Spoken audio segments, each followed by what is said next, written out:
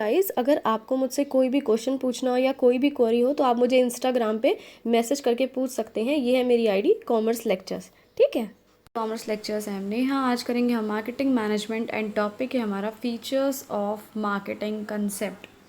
तो देखो, marketing concept के ये मॉडर्न मार्केटिंग कंसेप्ट है, इसके कुछ फीचर्स हैं जो हम पढ़ने वाले हैं। सबसे पहला है कस्टमर ओरिएंटेशन। अब कस्टमर ओरिएंटेशन क्या चीज़ है? Customer orientation involves defining the target market and understanding the customer needs. इसमें क्या क्या चीज़ आती है भाई? हम ये देखते हैं कि हमारी टारगेट मार्केट है कौन, एक्चुअली में हमारे कस्टमर्स कौन हैं जिन्हें हमें टारगेट करना है, जिनको हमें कन्विंस करना है कि हमारा प्रोडक्ट खरीदो, और उनकी नीड्स को समझना। जो हमारे कस्टमर्स हैं उनकी नीड्स को समझना कि एक्चुअली में वो प्रोडक्ट में चाहते क्या हैं, हम किस टाइप का प्रोडक्ट बनाएं। It is based on the belief that success in business can only be achieved by identifying, anticipating and satisfying the needs and desires of customers. So ये किस कंसेप्ट जो है, ये किस विश्वास पर टिका है, इसका क्या मेन है कि भाई अगर आपको बिजनेस में सक्सेस चाहिए तो कैसे मिलेगी? आपको कस्टमर जो है उसको देखना है कि भाई उसकी नीड्स क्या है, पहले आइडेंटिफाई ढूंढनी है, जांचने की कोशिश करनी है कि भाई उसकी ये ज़रूरतें हैं, और फिर कोशिश करना है ऐसा प्रोडक्ट बनाएं जो कि उनकी नीड्स को पूरा कर दे। ठीक है, यानी कंपनी को पहले देखना है कि कस्टमर चाहता क्या है, प्रोडक्ट कैसा चाहता है, उसके अंदर क्या फीचर्स चाहता है, पहले ये जानने की कोशिश करनी है। फिर सेम वैसा ही प्रोडक्ट बना के बेचने की कोशिश करनी है ताकि तुरंत बिक जाए, आपको सक्सेस मिल जाए। नेक्स्ट पॉइंट है मार्केटिंग रिसर्च। सबको पता है ना मार्केटिंग से रिलेटेड रिसर्च करने के बारे में। Under this marketing concept, knowledge and understanding of customer needs, wants and desires is very important. So इस कंसेप्ट में भी क्या है कि भाई कस्टमर क्या चाहता है, उसकी क्या नीड्स हैं, क्या डिज़ायर्स हैं, इन सब की नॉलेज रखना, समझ रखना, इन सबको जानने की कोशिश करना बहुत ज़्यादा ज़रूरी है। ठीक है, रिसर्च करना ही बेसिकली ये होता है कि पता लगाना कि एक्चुअली में हमारे कस्टमर क्या चाह रहे हैं। So a regular and systematic marketing research programme is required to get knowledge of market and to seek answers of questions like. So हमें तुरंत हमेशा क्या करनी है? मार्केटिंग रिसर्च करनी है, रेगुलरली करते रहना है भाई। मार्केट के रिसर्च सब कुछ एनालाइज करते रहना है हमेशा, कंटिन्यूअसली। ऐसा नहीं है कभी एक बारी रिसर्च कर लिया, पता लगा लिया कस्टमर क्या चाहते हैं, फिर शांति से बैठ जाओ। नहीं भाई, कस्टमर की नीड्स बदलती रहती है, उसके शौक, उनके प्रेफरेंसेस, टेस्ट सब बदलते रहते हैं। तो हमेशा जो है जानने की कोशिश करते रहो, अपने आप को अपडेट रखो, नॉलेज रखो कि मार्केट में क्या चल रहा है, कस्टमर क्या चाह रहा है। और कुछ क्वेश्चंस हैं जिनके आंसर्स आपको ढूंढने हैं, वो क्या हैं? Who are the customers? हमारे कस्टमर्स एक्चुअली में हैं कौन? ठीक है, what do the customers want? हमारे जो कस्टमर्स हैं वो चाहते क्या हैं, कैसा प्रोडक्ट चाहते हैं, कैसे फीचर्स चाहते हैं। How should we distribute our products? हम अपने प्रोडक्ट को कैसे डिस्ट्रीब्यूट करेंगे, यानी अपने प्रोडक्ट को जो हम मैन्युफैक्चर कर रहे हैं उसे कस्टमर तक कैसे पहुंचाएं, किस तरीके से पहुंचाएं, बीच में कितने चैनल्स लें, डिस्ट्रीब्यूशन चैनल्स लें, ये सब चीज़ें डिसाइड करनी है आपको। नेक्स्ट है इंटीग्रेटेड मार्केटिंग। इसका क्या मतलब है? Another important thing is to integrate and coordinate all the activities of marketing. भाई मार्केटिंग में बहुत सारी एक्टिविटीज़ करी जाती है, जैसे सेल्स प्रमोशन एक्टिविटीज़ होती है, एडवर्टीजमेंट वगैरह होती हैं। तो इन सब में कोऑर्डिनेशन लेके आना, सबको मतलब एक साथ लेके चलना, ठीक है, ताकि हमको बेस्ट रिजल्ट मिले। इन सब में ऐसा जो है कॉम्बिनेशन बनाना है, ऐसा कोऑर्डिनेशन बिठाना कि हमें बेस्ट रिजल्ट मिले।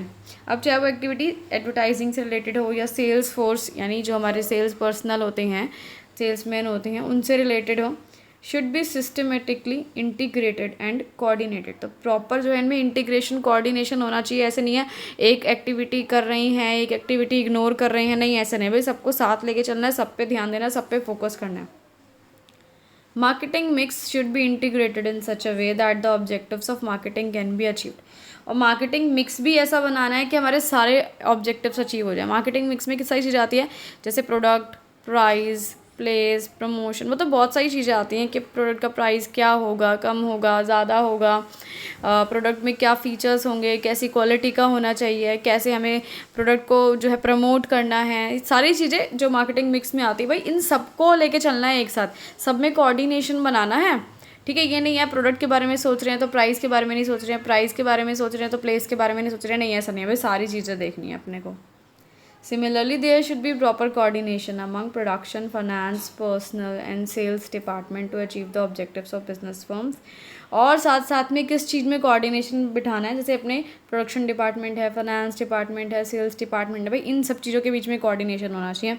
ऐसा नहीं होना चाहिए भाई सेल्स डिपार्टमेंट रेडी है सेल्स करने के लिए, सारी तैयारी करके बैठे, एडवर्टीजमेंट की, सेल्स प्रमोशन की, और प्रोडक्शन डिपार्टमेंट शांति से बैठे हुए हैं ठंडे, उन्होंने कुछ प्रोडक्शन नहीं करी है। या फाइनेंस डिपार्टमेंट आराम से बैठा हुआ है, उन्होंने कहीं से फाइनेंस अरेंज नहीं करा है कि रॉ मटेरियल आ जाए। ऐसा नहीं होना चाहिए, सब में कोऑर्डिनेशन होना चाहिए बढ़िया। लॉन्ग टर्म व्यू पॉइंट, भाई अपना लंबे समय की सोच रखो, लंबे समय में भी प्रॉफिट कमाना है। Create long lasting relationship with consumers with consistent and quality service, भाई लंबा रिलेशनशिप बना के रखना है, लॉन्ग लास्टिंग रिलेशनशिप कस्टमर्स के साथ, उनको लॉयल बनाने की कोशिश करनी। कंसिस्टेंट का मतलब है रेगुलरली उनको सर्विसेज देते रहना है, क्वालिटी सर्विस देना है, यानी अच्छे सर्विसेज देना है। कंसिस्टेंट से इधर मतलब है ऐसा नहीं है कि कभी आप प्रोडक्ट प्रोवाइड कर रहे हैं, अपनी सर्विसेज दे रहे हैं, कभी नहीं दे रहे हैं, कभी अवेलेबल नहीं करा रहे हैं, नहीं, मतलब एक रेगुलरली वो चीज़ होनी चाहिए जो भी आप प्रोवाइड करा रहे हैं, चाहे वो प्रोडक्ट है चाहे कोई सर्विस है। It will help in retaining customers and attract new ones over the longer period of time. So इससे आपके कस्टमर्स रिटेन यानी आपके पास ही रहेंगे। भाई अगर कस्टमर को आपका प्रोडक्ट पसंद है और आप उसे अवेलेबल करा रहे हो टाइमली, तो आपका प्रोडक्ट यूज़ करेंगे। लेकिन अगर ऐसा हो रहा है कि आपके प्रोडक्ट टाइमली अवेलेबल नहीं हो रहा है, तो कस्टमर स्विच कर जाएगा आपके प्रोडक्ट से, बोलेगा नहीं ये मुझे टाइम पे प्रोडक्ट नहीं मिलता है, मैं तो दूसरा प्रोडक्ट यूज़ करने लगूंगा। नए कस्टमर्स भी आते हैं आपके पास ये सोच के कि भाई ये प्रोडक्ट जो है हमेशा अवेलेबल रहता है और प्रोडक्ट अच्छी क्वालिटी का है। It makes a business into a trusted and well known brand, इससे कस्टमर्स आप पे ट्रस्ट करते हैं और आप काफ़ी जो है फेमस भी हो जाते हैं।